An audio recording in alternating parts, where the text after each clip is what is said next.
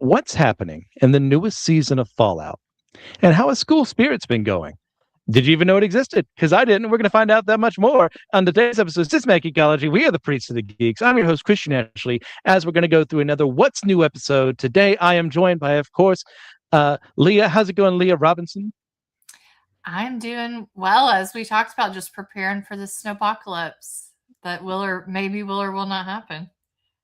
Yes, F's in the chat for everyone down there, and in the southeast right now, we're suffering that thing that the northern part of the country does every single year, and yet when it happens to us, it's the end of days. Sign your families away. Try and get all the bread and milk before, even though it's going to go stale if the power goes out. But we don't think about that part. Why the bread and milk too? I just need to know what are we doing with those things? I don't understand it. The pack mentality that comes out of this is what we have to do. It's like, okay, couldn't you get canned food or something, or that would actually be worthwhile? I grabbed some soup and I was like, we'll figure it out. You know what? It's fine. We've lived the previous ones. We'll live through this one, even if the power goes out again. Even as we were talking about earlier, if Duke Energy decides it's going to take 17 weeks or whatever for stuff to get done, eventually the power will come back and we'll be able to live again like regular people. So that's what's going on in our lives. But actually, Leah, why don't we go ahead and discuss our lightning round here of the smaller stuff that we don't really want to focus on, but we just got to get it out. Something else besides our main topics today you've been getting into. Yeah, so I'm assuming you guys, and I haven't seen the episode, but I'm assuming you've talked about Stranger Things. I did just finish Stranger Things as well, and that's been really, I thought it ended quite well. I have thoughts on it. I have been catching up with Doctor Who. I feel like I'm forever catching up with Doctor Who, but we're getting closer to the controversial season that we'll have to talk about. I think it's only controversial with you and Joshua, though, Christian. So I've been doing those two predominantly. Of course, I'm always doing horror. I've started a new kind of horror series with Ryan Doze, who's been on your podcast before. And so we've been revisiting some favorites. It's not theology, which is kind of a weird thing for me. It's just the movies, and we did Poltergeist and 28 Days Later, which, by the way, 28 Days Later really holds up. It's a good one. Absolutely, it does. It does on a level of I haven't seen it since it came out, which must be early 2000s, I'm guessing. But Danny Boyle did that movie. I don't know the exact time. This is where Ryan. It's 04-ish. Yeah, I think so. But he filmed a lot of that on 35 millimeter, and it looks. You'd think that it would make it look old, and it does. But there's something that it needs to look that way. So anyway, I've been revisiting a lot of that, and that's been really fun. How about you? I will be seeing the Bone Temple in a bit. I have, let's say, less than favorable opinions on the first 28 years later compared to Joshua. We walked out of that theater together having differing opinions. Imagine that. So I'm interested to see where they're going with this. Ask you a question. So there was a one before the Bone Temple? I didn't know. Yes. Yeah. 28 years later. 28 weeks later, but that was going to be a plan. 28 months. Wait, sorry, no. 28 days, 28 weeks are the first two. Yeah. Then the first one came out of the new 3 sequels last year. And Bone Temple is the second one is releasing, has already released as of the time of this recording. Mm-hmm. So yeah, all that to take care of. So it left me with a bit of sour taste, but they can win me back. I've heard good things, so I want to see what they're cooking up with that. So that'll be up there. But also on the horror side of things, I saw Primate last week, which was that scary? Okay. Oh, it was okay. I mean, if younger Christian were seeing it, yes, absolutely. But I guess I've become not numb, but used to the genre, I think. So very few things scare me anymore. And I'm not saying that I'm so big and tough. No, it's just kind of after watching so much, it kind of runs together. But it was a fine film. It's maybe 6.5, 7 out of 10. I mean, worth watching, not worth. I mean, it's never going to be in my top 10 list. I'll put it that way for the That's year. fair. It looked very jump scary, which is a different genre to me than like There's fear. plenty of jump scares there. Yeah, I was gonna say because sometimes I'm just an anxious human as I drink my coffee. So I can get like the jump scares can get me when like the ideas maybe are not as scary.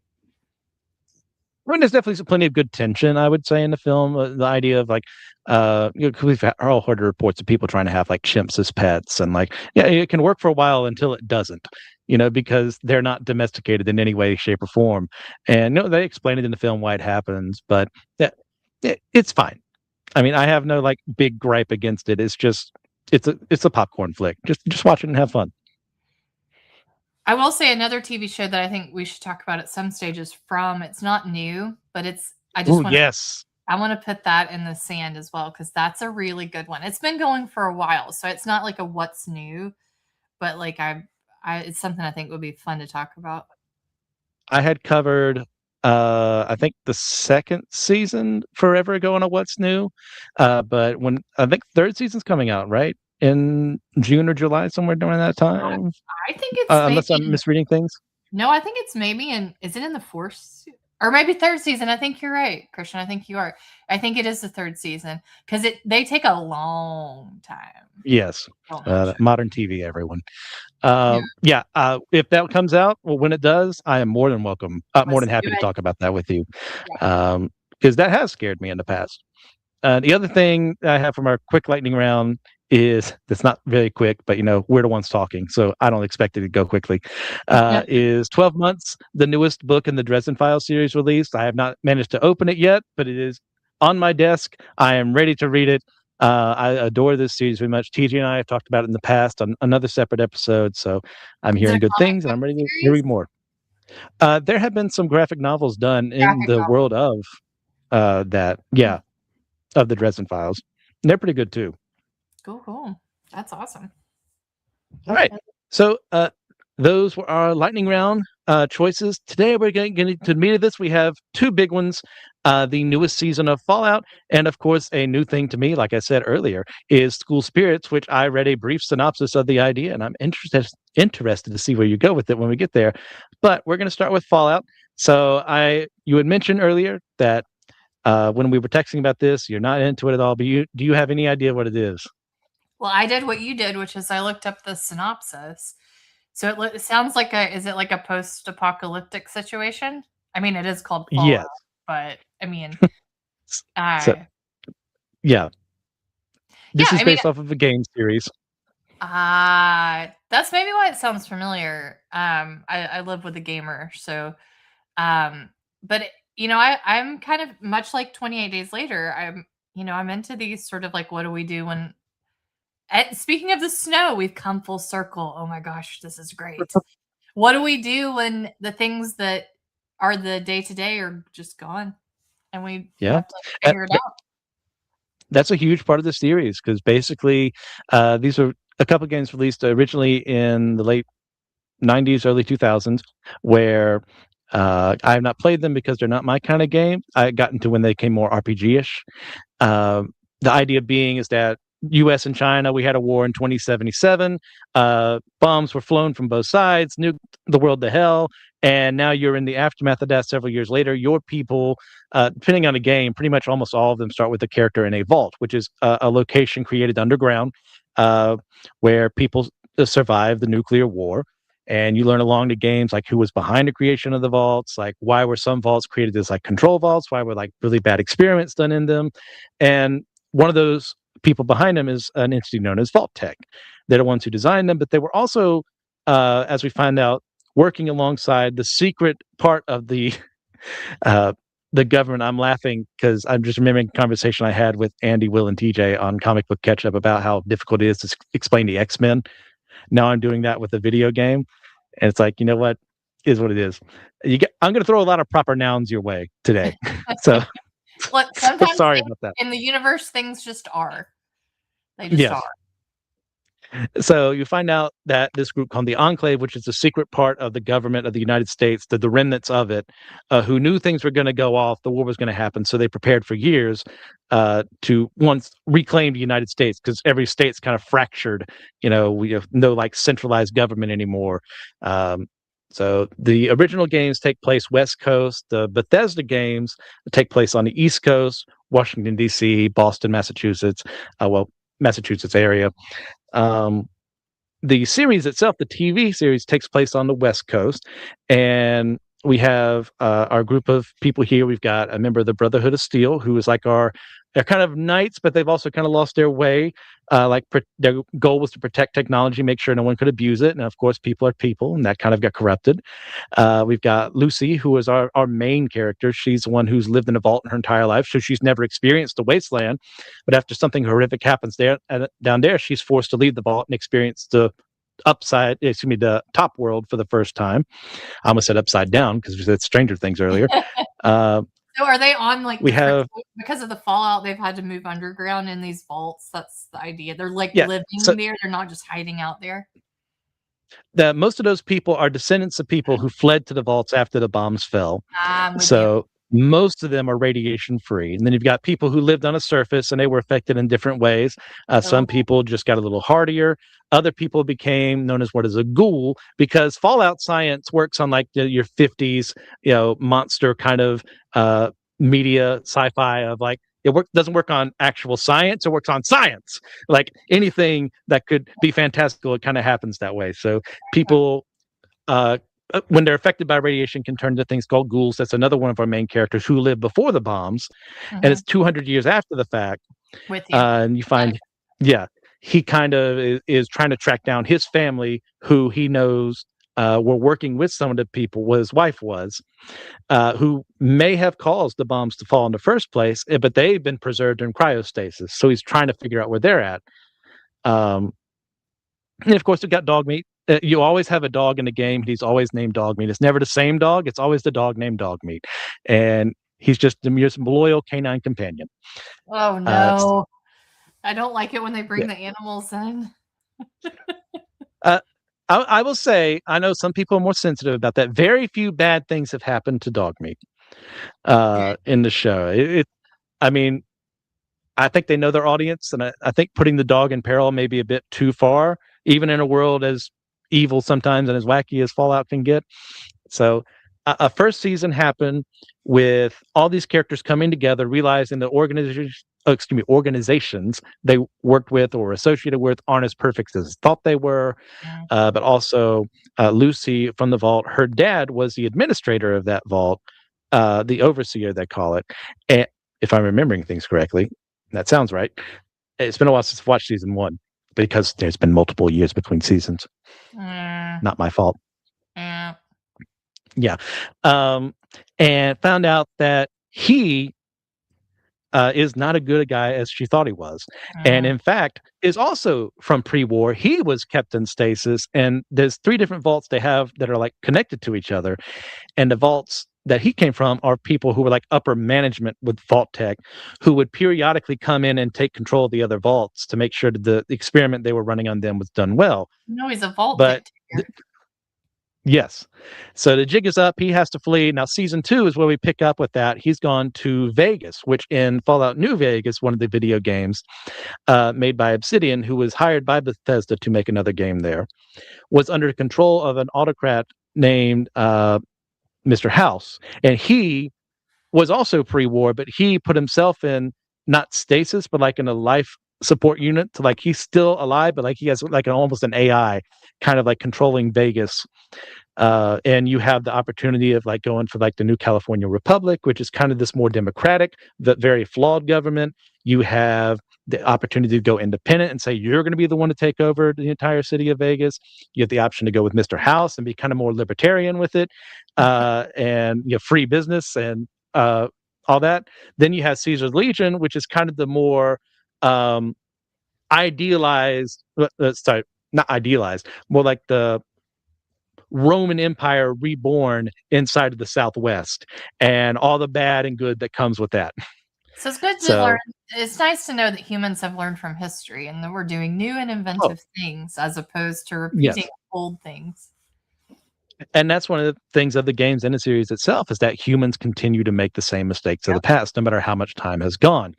You know, one of the main theses of the game series is that war never changes. Yeah, you can always develop a new Yep. weapon or you can develop a new style of fighting, but war has been a thing humans have experienced for years. So you can launch a bunch of nukes at someone. Well, people will find a way to wage war after that fact. Was that old quote about I don't know how World War III will be waged, but World War IV will be waged with like sticks and stones and you know stuff like that.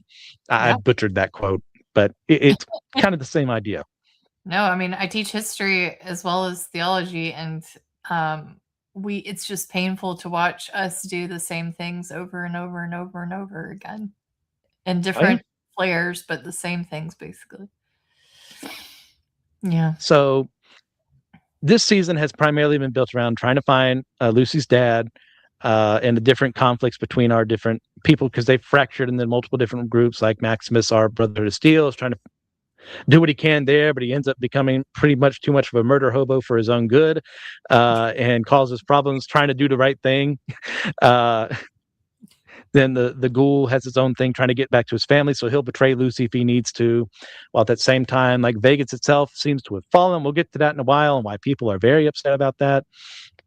And learning because one of the things that Hank wants to do, her dad, is pre-war they were developing this thing to where they could like just put this thing on the back of your neck and they would literally brainwash you and do whatever they wanted. It wasn't perfected then. Now he's trying to perfect it.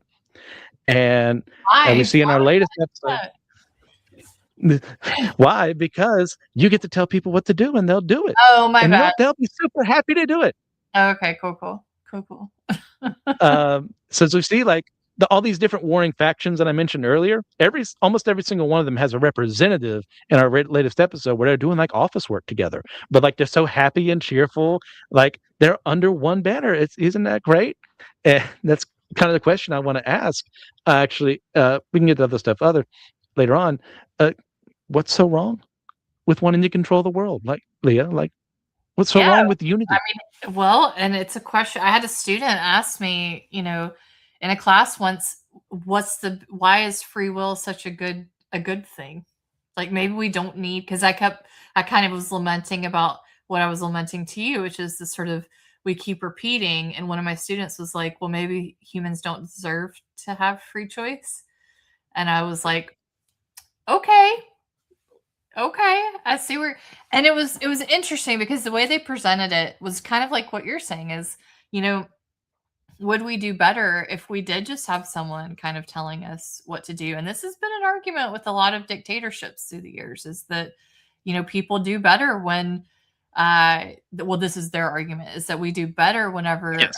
we're told, and we fall in line and, all of this other stuff.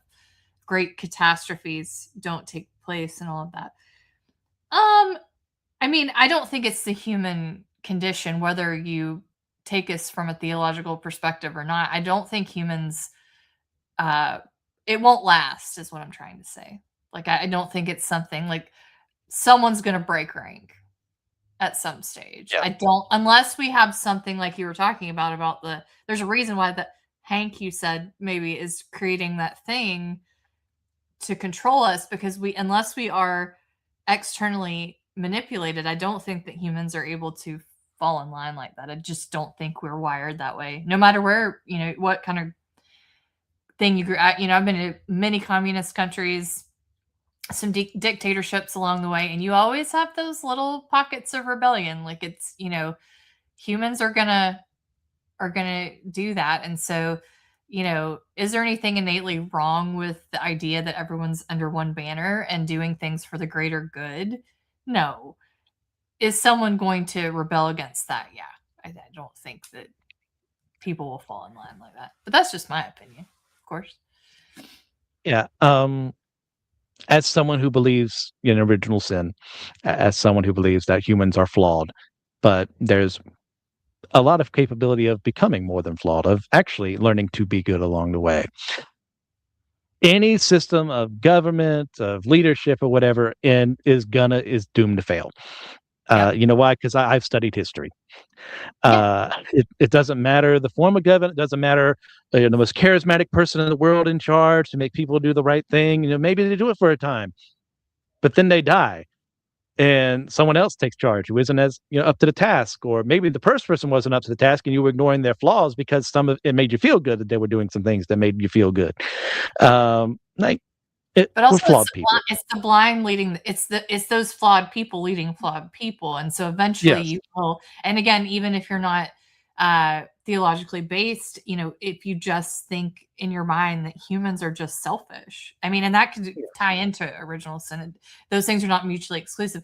But if you think about these flawed folks who are leading the flawed, like eventually their flaws are going to show through, and it's what the people below when the chinks in the armor start to show, what do the people below them start to do? They say, oh, Yeah. that person's just like us. And as soon as someone becomes just like us, I think it's hard to just blindly follow someone. I think the other part too is that it's just that human desire to rule your own life in Hmm. whatever which way, shape, or form you want to do it. That's literally been the story since the beginning. Of you're told to do one thing and then you do the other because, well, I want to do that. Uh, I want to be in control. I want to be God. I want to be the one who makes the decisions and be right to do it because I said so.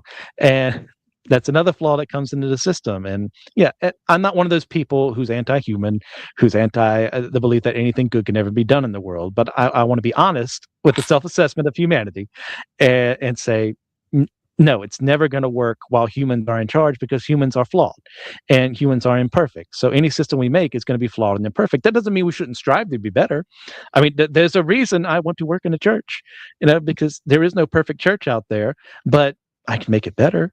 I can work along other side people who are attempting to work to do good in the world, to love others well, and to love God well. Um, yeah, so I think the central premise of is it so wrong to want to control the world? Yes, because it puts us in the wrong position. Mm. And yeah, I know, yeah, yes, it's a Christian show, but at the end of the day, like it's whether I'm putting God on the throne or me on the throne. And when I put me on the throne, things are inherently flawed. Yeah. I mean, I agree with you on all of those points. I think that, we should always strive. I'm actually, it will come across that uh I have a low view of humanity, but it doesn't mean I'm not pro humanity. Those are different things. I'm a teacher after all, so I do wake Yes. up every morning and try to make the world a better place in my own little way. So I don't, I have hope for us. It's just that it can get a little, our own sort of inherent selfishness can get a little overwhelming at times. But I think if we can push against that, and as you said, try to make it um, a better place in terms of egalitarianism and trying to make for the greater good sort of thing. I think that I honestly think that's the reason why we do what we do. Whether you're a theologian, you're in the church, whether you're not religious, whether you're working for a nonprofit or you're a teacher or whatever, fill in the blank. Like, I mean, we ain't doing it for the paycheck or the power, you Yeah. know Nope. And so, and if that's sort of what drives a lot of humanity, which we do see that it does, the people who do pick up those sort of bits, I think are people who are kind of going against what you may call human nature or what is expected by society sort of thing. I was supposed to be a medical doctor, Christian. Oh wow. I would have been okay at it, but but here I am. That's not what I want to see in my doctors. So which one am I going to go to? Oh, the okay one. Yeah, okay. Hmm. Well, it's hard to say. I mean, I'm being humble here. I mean, Yeah, yeah, yeah, the yeah. okay one. You know what? I feel pretty good about this surgery, but eh. Your odds are 50-50. I'm a pretty okay doctor. I'm a pretty okay doctor. Well, I'm an excellent theologian, so there we There you go. There you go. go. So, one of the things that's also brought up in this show and the franchise as a whole too is like most of the games are pretty gray and gray. Some people would argue Fallout 4 is a little too nice. I can see the arguments, but I think ultimately it contains the spirit of, you know, humans make decisions. Sometimes they're not always the right decisions, but are we inherently selfish? Can we ever do good things in a world? Like, where does that morality come from? And this is shown really in the show with Lucy and the ghoul Cooper Howard. Uh, he has been someone who's lived for over 200 years, and he has seen the very worst of humanity before the bombs and after the bombs. She, meanwhile, grew up in a rather prosperous place, free of radiation, um, underground, where her every need was attended to, and now she's up on the surface world trying to bring the good things she learned there, like the golden rule and stuff like that. But she's living now in a surface world that doesn't believe in those things. So, like, and they pretty much continue to laugh at her. So, like, how do we, not living in a post-apocalyptic wasteland quite yet, continue to be good in a world that laughs in the face of that ideal? Yeah. I'm surprised she goes up there. How do they live? I have one question. How do they live so long? Those ghouls. Uh, it's the science part. Radiation is magic essentially, and can do whatever it Oh, wants. it's It not. can, Okay. yeah, it No, can turn a I bear into a giant. Yeah. okay. It's a part of the system. It's fine. Yes. The world they've created. How do we keep doing good when people well, I think you need a strong group of people around you. Like I think we see that there's always a merry band of followers in all of these shows where people are doing good.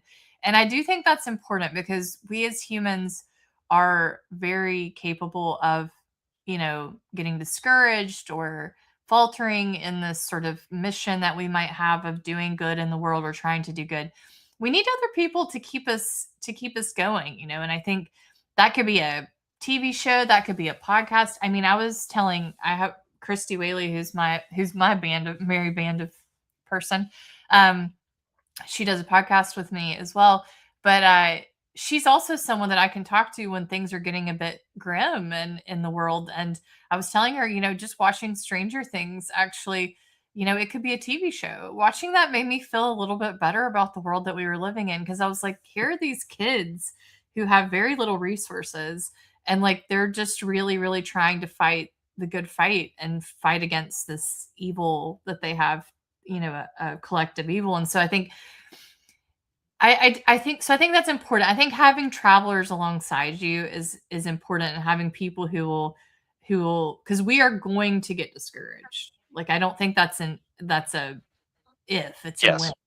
Yeah. So I think having other people around you to sort of be like, this is what we're doing is important. Like, because you can put in, and then like, you may not get anything back for your whole life. On my little shelf here, I have like I've been teaching for like 16 years. I have like 5 or 6 notes that students have sent me in 16 years, but that's okay. And those notes are up there and I'll look at them every once in a while when I'm having a bad day. And so I think you've got to surround yourself in whatever version of encouragement that could be human or otherwise. I think that's the most important bit. That's an extremely great point because it's. Oh, hold on one sec. We got a listener chiming in. Hey, Josh. Hey, Josh, Josh buddy. Patterson saying hi, Leah. Hey, what's up? I'm But just yeah, over here rethinking my faith, so don't worry, Josh. Oi. excellent. Because it is so very tempting to think that you're always right, to think that if you say something, it must be true, and to go out and try and live that way, even if you were right, is a terrible way to live because by definition, you're alone. Mhm. Trying to reach out to other people, like it's possible. I mean, we see it countless times throughout history, throughout scripture, of people going to other people who are definitely an other, and then reaching them with truth, reaching them with good things, and something being done with that. But you also see the exact opposite of it being rejected and people being threatened with death or actually being murdered for it, for trying to help people. So, what are you supposed to do? Well, I mean, Paul didn't go alone on his missionary trips. He had Barnabas with him to Yeah. help out there. They get Luke along the way, Timothy along the way. Like they build things up because, like you said, it can be very difficult when you're alone, especially when you're surrounded by people who don't think the same way you do. But I think more important, I mean, not more important than not being alone, is to make sure that you have a solid enough foundation. So yeah, you can get like shaken, stirred a little bit by something that goes your way, but if you're grounded in that truth, grounded in love, like it's a lot harder for you to be knocked down. And so that attracts other people who would also like to live that way, who would also like to think that way. Maybe they're already around you, maybe you can find them, but in the show itself, like it's one of those things. Lucy is so wide-eyed idealist for her own good, is that you also need someone who's experienced the bad to kind of temper those. And the ghoul isn't a good man by any stretch of the imagination, but he's helping her learn about what the wasteland is like. Like, look, you have those good ideals and morals, but this is the reality you're facing here. So how are you going to handle it? You know, if someone's shooting at you, are you just going to try and kneecap them, or are you actually going to take them out, knowing it would be better for everyone else if that raider or what have you didn't live anymore to hurt someone else? And those are deep questions to ask. We thank God we don't live in that scenario right now.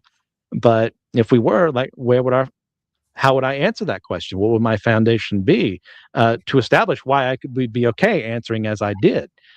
Well, but in some ways, I think we do live in that world. The questions are maybe slightly different, but they are at Yes. the core kind of similar. And what sort of what are we willing to do for the greater good? The sort of train. I always think about that psychological train scenario. Are you willing to go The kill the oh four that's gosh, what is the name of that thing? Trolley problem. there you go, trolley problem. Um, and so I think, it's one of those things where, we are faced with some of those questions. We're just not in a fallout scenario. And, what do we do in the face of that? We're not, as you said, not yet. Not yet. Hopefully never, but I mean, if it happens, it happens. Yeah. Hopefully God's never. still sovereign either way. All right. So my last bit here, Yep. um, for Fallout is, as someone who's been in the fandom for quite some time, I have seen through many fandoms, not just this one, when a new adaptation comes out, there's always going to be that contingent of fans who say this is ruined forever because of XYZ. There's always going to be that group of people that say this is the greatest thing ever because of XYZ. There's going to be other people in the middle who go, I like this, I'm not big on that, but you know what? Ultimately, I like it. I like to think of myself as the middle option more often than not. Whether that's true or not, that's open for debate. But one thing we've seen here is that a lot of people are angry because at the end of New Vegas, the game that a lot of this is based around, um, all the factions that you can join with ultimately have fallen short of where they could have been. Like, House is seemingly dead. Maybe at best he's an AI.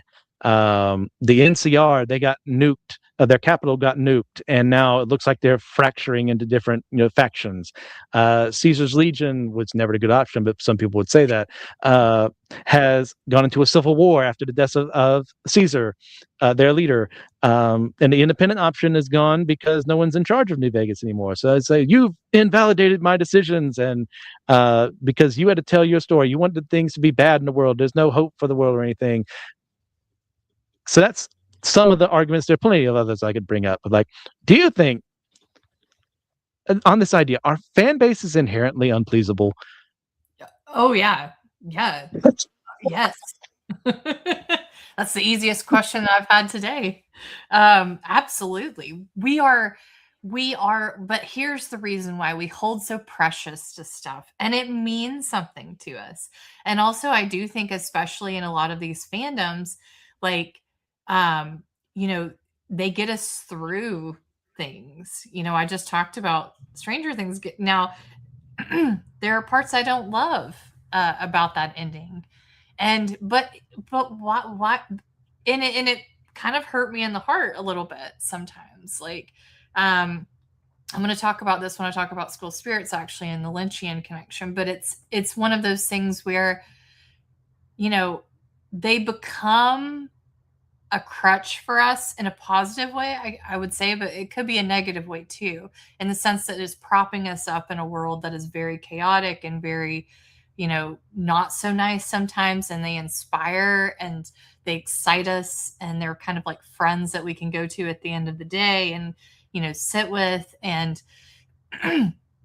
But the issue with that is anything that we lean upon in that way is never going to be able to live up to the standard that we need to keep us going, essentially. And so, yeah, no, I've never had a series finish. I think I'm going to say this and then I'm going to reflect a little bit back in like 10 minutes. I'll tell you if it's true. I don't think that there's ever been a series that has ended where I've been perfectly happy.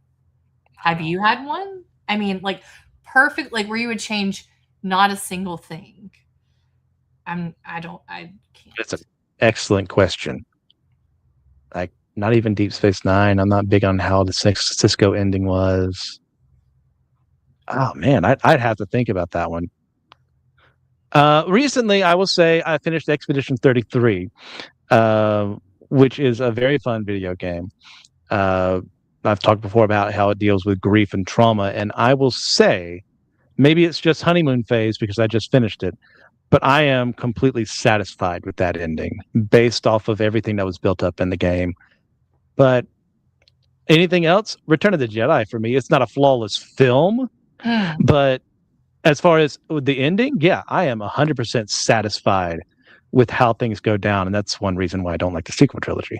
But that's its own thing, and I've said that I don't say that people should take a drink, but I'm sure there's a drinking game out there built around that. Has Christian mentioned the sequel trilogy and how much he hates it? Oh, there you go, ding. Yeah.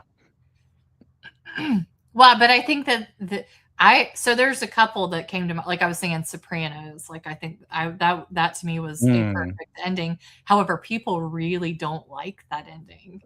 A lot of people, they're very upset about it. And so it would be interesting, this is my academic, it would be interesting to take the ones we did find satisfying and to see The Good Place. And ooh, that's a good call, Josh. That was a good ending. I liked it. The Good Place ending, but to take the ones that we liked and to see if there's like a common thread about, and then that probably says more about us than the series itself in a way. Yeah. Sopranos, I don't like ambiguity, but ultimately it doesn't affect my feelings on the series as a whole. I'm not big on the choice that was made, but like it's still, I don't feel like my time was wasted just because I got an ambiguous ending. In that regard, there have been other things out there when definitely like, okay, tell me what happened. I'm not happy. Give me like information. So yeah, so I to actually watch, answer the.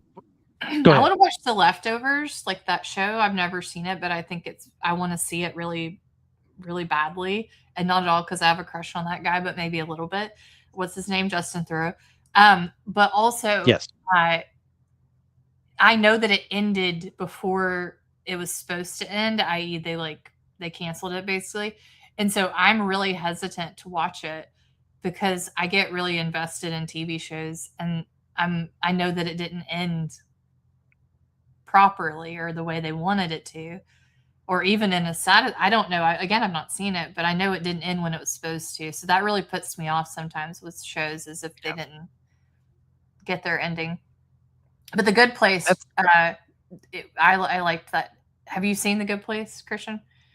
No, I have not. I know Pastor Will really loves it. I'm sure there was someone else who was on that episode or talked about it at least before.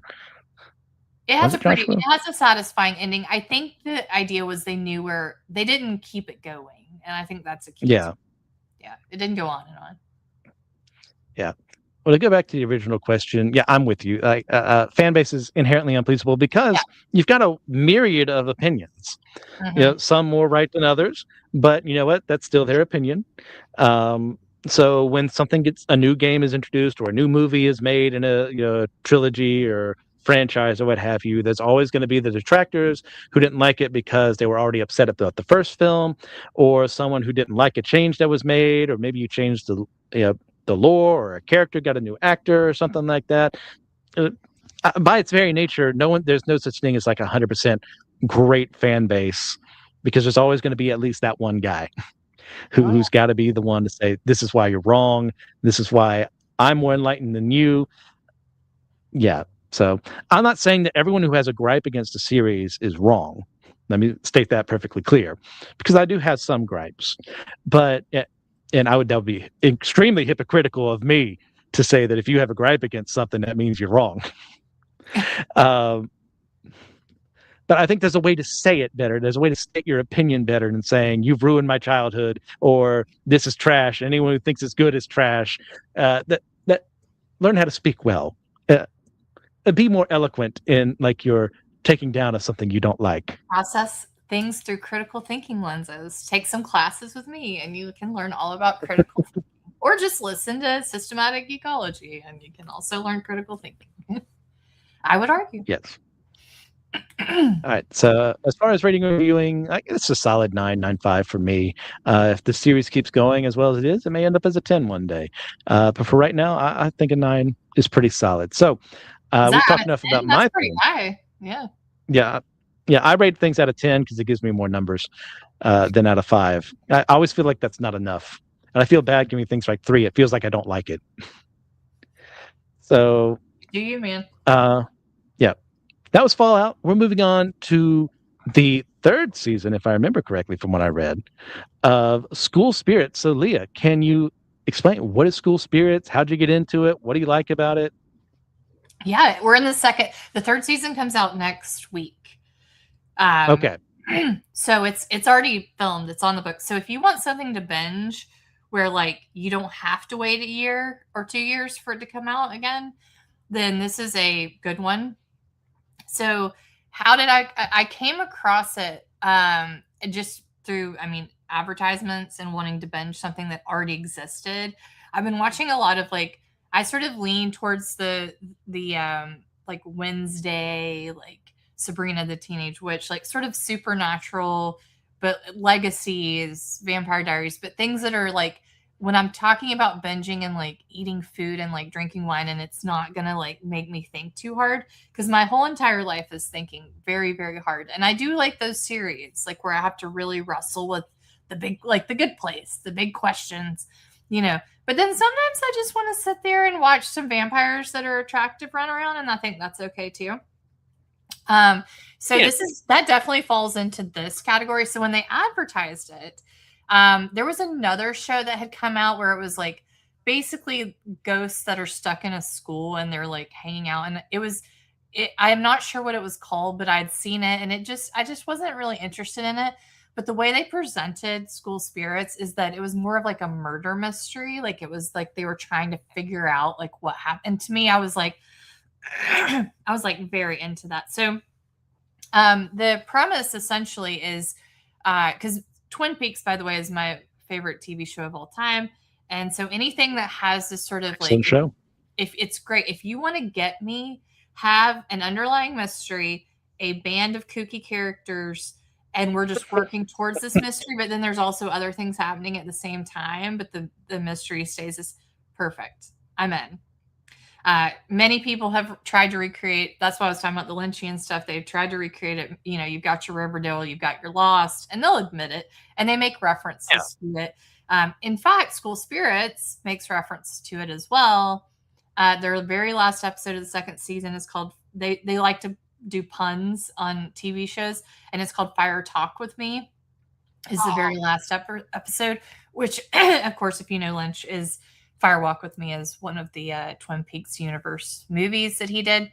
Yes. So anyway, the premise of the show is that there's a high school called Split River High School, and essentially this young girl named Maddie goes to the high school. She's got 2 best friends. They're kind of outcasts. They like hate everything. It's very, very like we wear Converse, so we hate everything, that kind of thing. And they're a little stereotypical, but so so she ends up waking up from this kind of dream one day after school, and all of a sudden she's with this other group of characters, but they're all dead. They're ghosts, and they live within the school. And they in fact can't leave the premise of the school. There's a fence that keeps them in, essentially. And if they try to run past this fence, it basically takes them back to the part within the school that they died. So that's the key bit within all of the characters, is that they died on the school campus. Yes.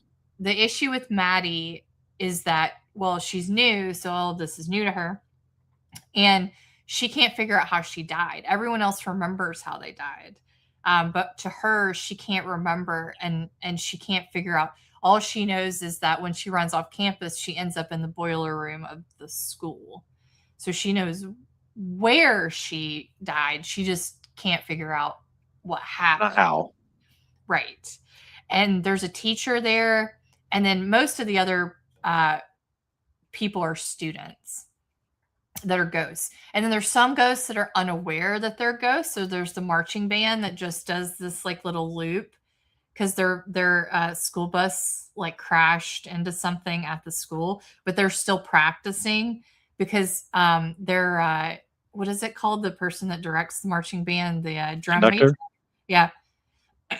They didn't die in the school bus accident. So they're left without their leader. So they're just perpetually on this loop trying to figure out this song. So the other ghosts will go up to them and be like, hey, like, come, like, let's talk about stuff. Let's hang out. Like, you're dead. And they just keep on looping, essentially.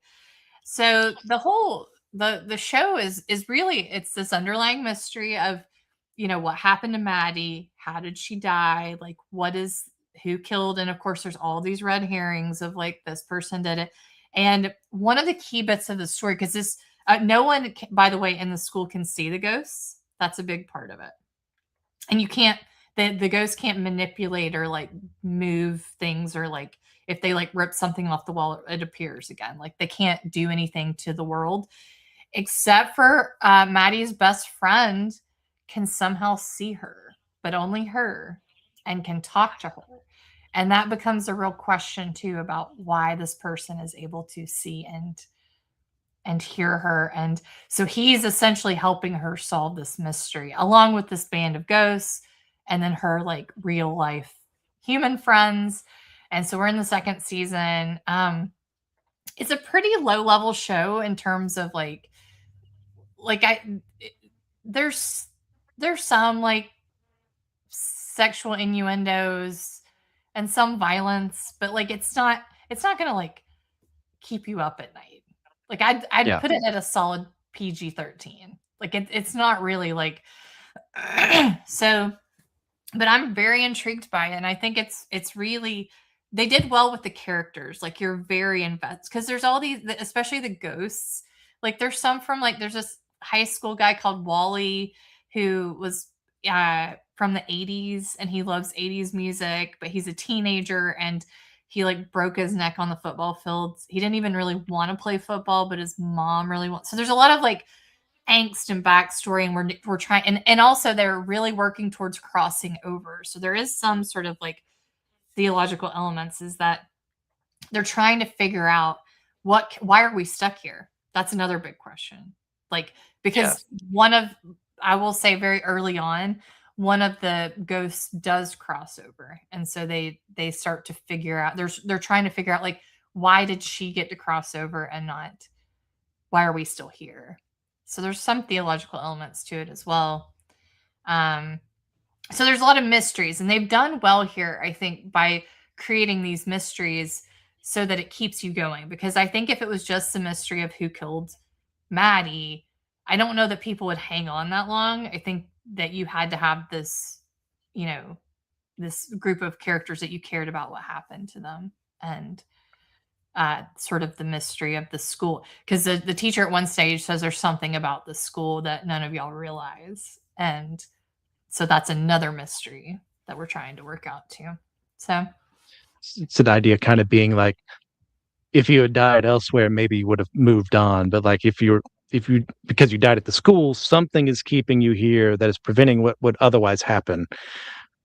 And there's a reason you're fenced in, which I like, having not seen a single episode, solely based off of your testimony. This sounds very intriguing. I love the idea of returning to the spot where you died and having a limited range, because that establishes a little bit of weaknesses for our main character, and that she just can't go fly off anywhere and figure out and investigate. Well, this guy was with me like an hour before I maybe died. Let me go look at him. Maybe she can only do it at school. I haven't, once again, not seen anything. Um, I love as well the idea of multiple people being our characters here. Like the Twin Peaks analogy you made there is kind of perfect. Of seeing like, yeah, the driving mystery is like, who killed Laura Palmer, who killed Maddie, um, but here we get a bunch of people like, how did they die? What are the circumstances? Why would they not be able to move on, but this one character could? What was it about her that's so different? Could we replicate that? So yeah, I am intrigued. Yeah. And the other characters you care about. I think that's the biggest thing too, is that you have to care what happens. So like Maddie's mom is a recovering alcoholic, and like the mystery of where she went and if she's ever coming home is keeping her sober. And so Maddie has to wrestle with the fact that, like, if I did exist, would she still be an alcoholic if I was still in her world? Like, and there's all this other stuff too. Like it's just it's this world of characters that, while you do care about Maddie and what happens, sometimes when the other characters are on the screen, you care more about that. So, Yeah. for me, I'm obsessed Okay. with the Wally character. I think he's such a sweet character. And so when he's on, I'm like, Maddie, just go find your mystery. I want to see what Wally has to say. He's dancing to like David Bowie. He has a high school reunion, and they have all gotten older. See, and no one can see him, but he goes to these reunions. He's class of 1984, and all these people are like in their whatever, like 50s, 60s, whatever, and he's still 18, and he's going to this reunion, and they're all have their kids, and they or whatever, and they've moved on, and he's sort of stuck there just dancing to David Bowie. So you said something like they don't even know where Maddie's body is. She's officially a missing person. By the end of season 1, you don't know where her body is. By the end of the last, this should tell you that the last episode of the season 1 is called Maddie. Where is Maddie's body? So that Okay. should. That's another a good swerve there too. Not only does Maddie not know where she is, she's not even able to know that, hey, people know where my body is, or they could be doing, trying to solve my murder. Well, you can't. I mean, you can do it without a body. No body, no crime doesn't exist so much anymore in the world. You can still prosecute people based on that. But yeah, that's another good But element she there, had a really and rough something childhood, and so everyone's like, maybe she just ran away. way. Like, Yep. and The because the her common mom. excuse.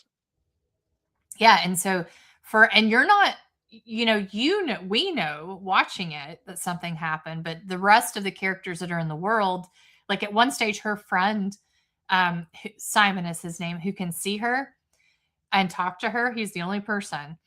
He thinks he's going crazy, so he quits going to see her because he's like, I'm going nuts. Like I'm seeing this person that nobody else can see. And that feels like a me problem and not that you are a ghost. And so she's like, no, no, no. And that's her one link to the outside world. So Hmm. she's like, no, no, no, don't go, no, please, please. You're not crazy. He's like, that's what my crazy brain would. He said, tell me something that my brain wouldn't know already. And that's how she Yeah. proves that she's real, I guess, if you want to say that.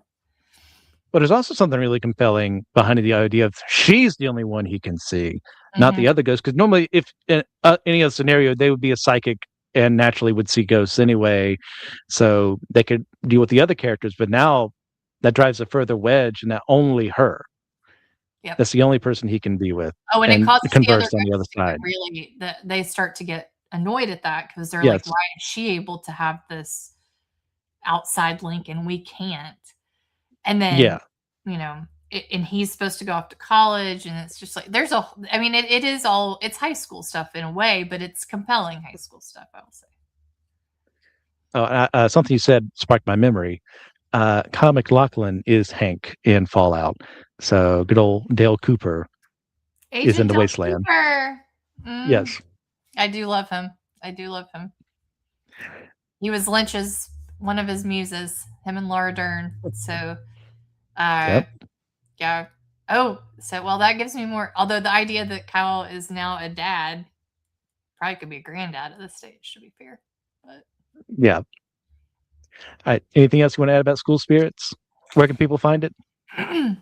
they can find it on. I watched it on Paramount Plus if you have that, but I think it's on HBO Max. I mean, again, whatever. I just Google it. I think, but I watched it on Paramount Plus. So if you have that, like, Okay. I think it's on multiple platforms.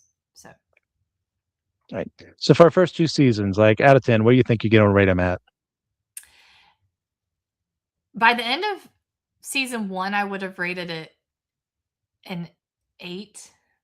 I'm Okay. going season 2, if you combine I'm gonna say a 7.5 out of 10.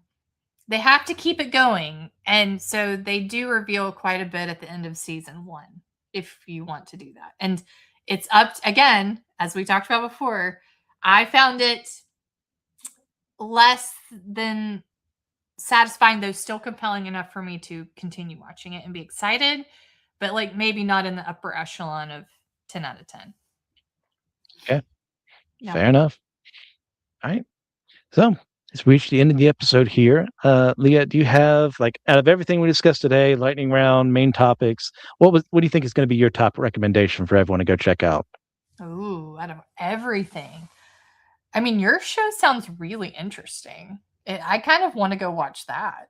I've not played the video games, but like the whole idea, that sort of is like, I kind of like that world that you're describing. I mean, I do recommend School Spirit. I mean, I think those would be my two. I will say, I was thinking a little bit in my back mind about the things that we don't like, and I think one of the things I don't like is in a universe when they break the rules. This is my type A Mm. personality, and so I think Yes. or they create new rules that make it easier for the story to move along.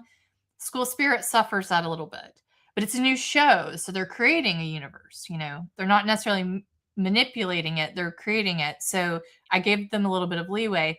However, I don't love that, and I think fans get a little bent out of shape about that in terms of when you start to mess with the rules. So as long as Fallout doesn't mess too much with the rules that it has created, I would be excited. Does it though? Because I would be I think it's open to interpretation. I would argue mostly no. okay. Fair enough. Fair enough.